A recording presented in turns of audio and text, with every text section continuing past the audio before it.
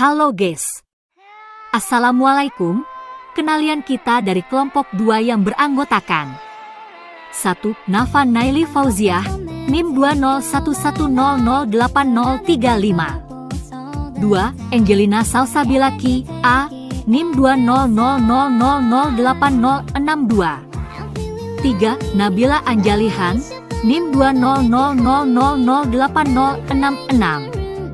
Pada kesempatan kali ini, kita akan menampilkan penjelasan tentang upaya nyata dan kreatif manusia meningkatkan daya dukung manusia untuk mengantisipasi atau mengatasi kasus pencemaran air, udara, dan tanah. Selamat menyaksikan. Menurut Undang-Undang Republik Indonesia Nomor 23 Tahun 1997, pencemaran lingkungan adalah masuknya atau dimasukkannya makhluk hidup, zat, energi, dan atau komponen lain ke dalam lingkungan hidup oleh kegiatan manusia sehingga kualitasnya turun sampai ke tingkat tertentu yang menyebabkan lingkungan hidup tidak dapat berfungsi sesuai dengan peruntukannya. Pencemaran lingkungan dapat terjadi oleh faktor alam seperti bencana gunung meletus, gempa bumi, atau tsunami. Sedangkan faktor non-alam dapat disebabkan oleh aktivitas manusia.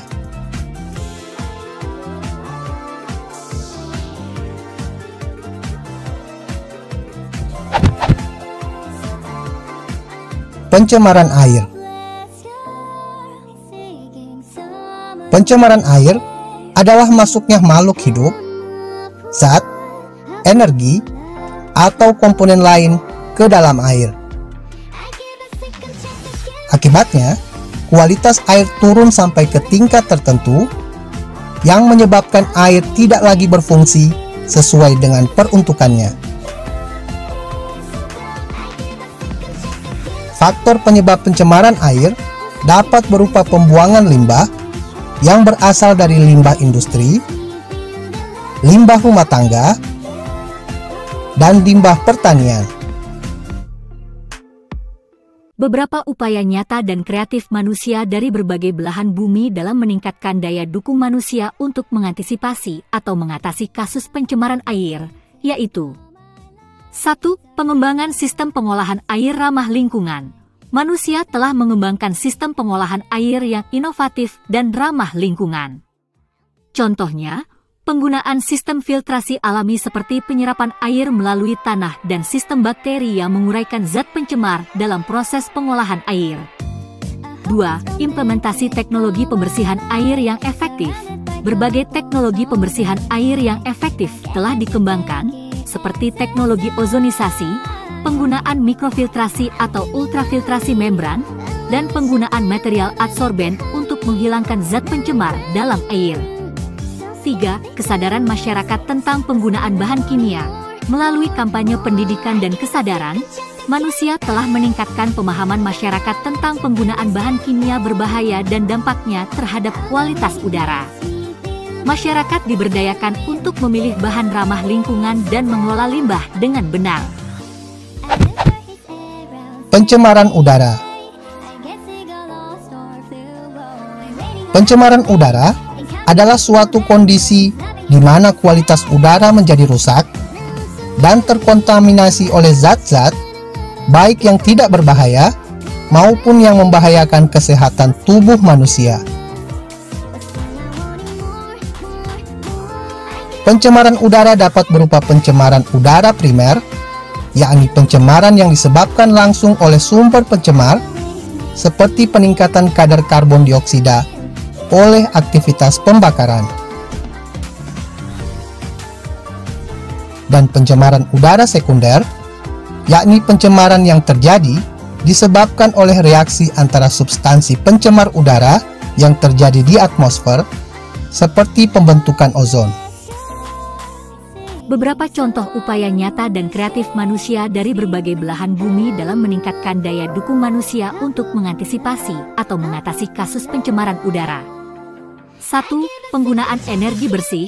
Manusia telah beralih ke sumber energi bersih dan berkelanjutan seperti energi terbarukan, surya, angin, hidro, dan biomasa, untuk mengurangi emisi polutan udara dari pembakaran bahan bakar fosil. 2. Transportasi ramah lingkungan. Pengembangan transportasi ramah lingkungan seperti mobil listrik, transportasi umum yang berkelanjutan, dan pengguna. Pencemaran tanah. Pencemaran tanah adalah suatu keadaan di mana bahan kimia buatan manusia masuk dan mengubah lingkungan tanah alami.